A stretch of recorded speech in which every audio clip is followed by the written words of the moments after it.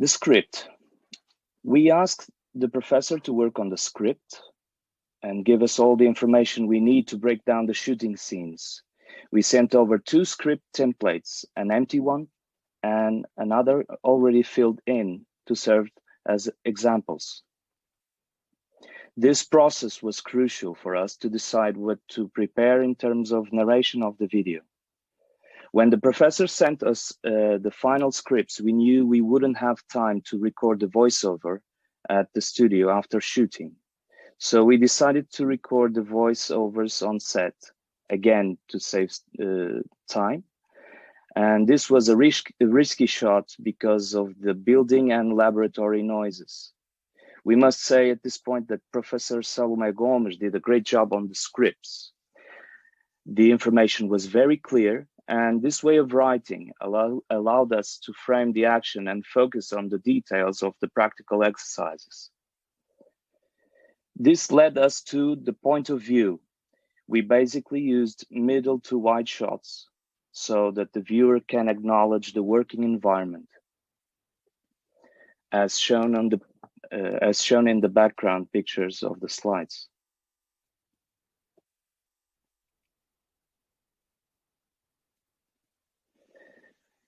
And of course, the microbiology educational videos, every single one had a sequence that we had to look closer.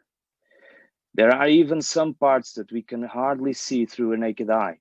So we had to rely also on our equipment capabilities to take care of those details.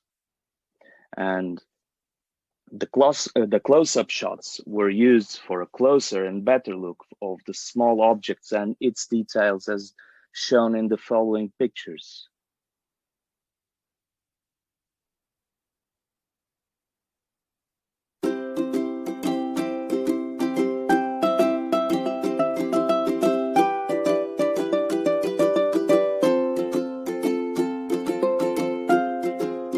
So in the flipped classrooms model, the teacher loses or discards the role of explaining the subject and transmitting the knowledge, but this is done a priori. So the students need to learn by themselves at home. Okay, so they need to do it before the class. So the class is not going to use for learning, but to prove or activate a further step of the learning. Okay, so I'm picking up this website that gives us 5 models of flipped classrooms.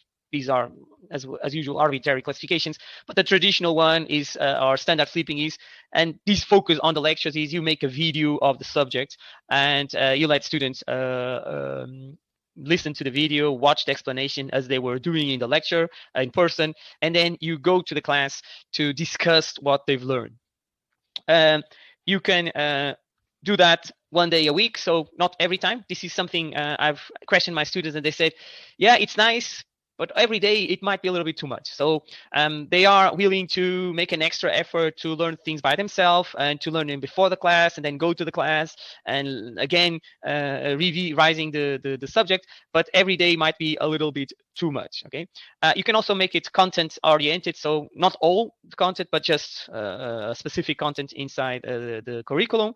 You also don't need to record video lectures, so actually a very interesting method of flipping a classroom is to give them a scientific article, say, please analyze the scientific article, we're going to discuss it in the classroom. So they see, let's say, up-to-date, cutting-edge themes. They do not things just in the academic way, but how things are being done in reality. And finally, they in this Berkeley University, they talk about fully hybrid flipping, and here the idea is not to go to the class and have let's say discussions. Is you basically deliver to the students all videos, and they have to study by them on their own, and the class is just time they can use to see the videos. Okay.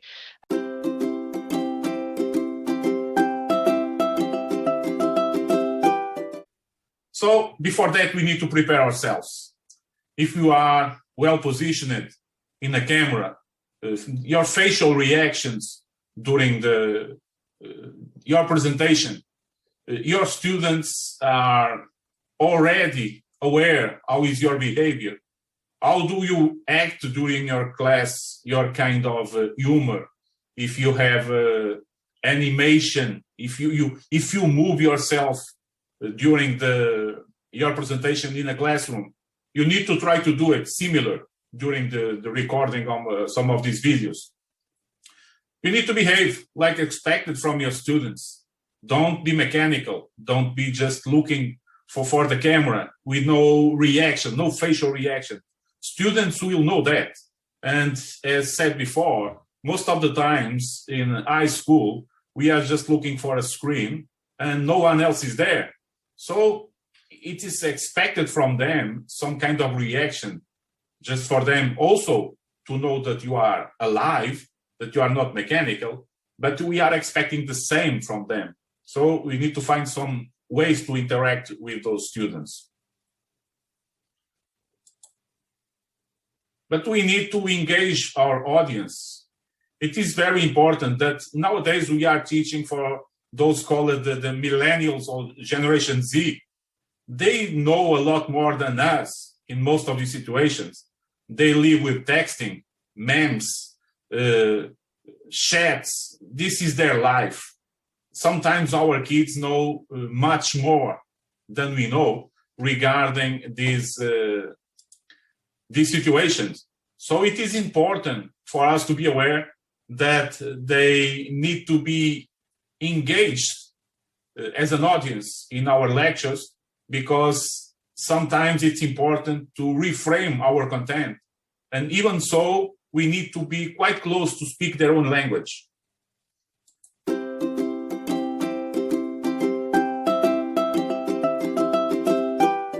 To start this task, I have some ideas in mind.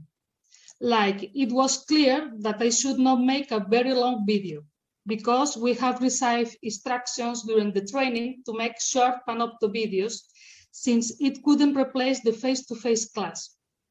On top of that, let's be honest, we are not talking about an exciting subject for students, and the PowerPoint image available on video were not enough to retain students' attention for a long time.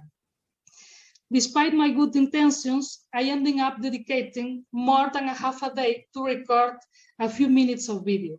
Why? The process could be shorter if I have done my homework. I learned the importance of organizing my speech before the recording and make decisions previously the recording process as well. Because in the first version, I spent almost 2 hours recording the video showing my face. In the end, I discovered that I could have done the same job just using my voice, and does not have to worry about the grimace on my face.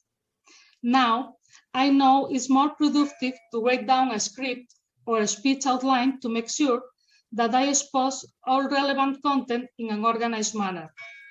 I also realized the importance of working in the patterns of intonation to avoid students falling asleep. It took me a while, but the experience was interesting, and the use of this tool to present part of the grammar turned out to be a good option for the students, because they have it available on Moodle and they were allowing to review it as often as needed. Since the Panopto video was a tool easy to work, it turned out to be a good option to evaluate the oral expression, and it also resulted in a learning experience for the students.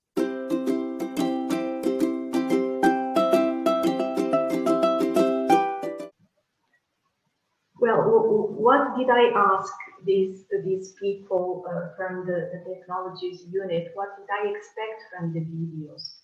The first thing is that they should be accurate. There are lots of videos at YouTube, as my colleagues mentioned before. I can use some of them for some classes, but in many of them I see things that I think are wrong. So I need these videos to be the right way to perform some gestures in the laboratory.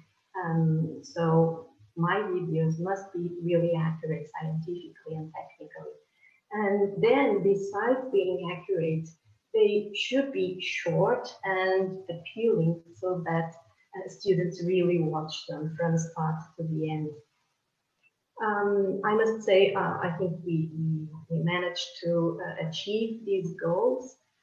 We did 13 short videos, each of them has 3 to 9 minutes.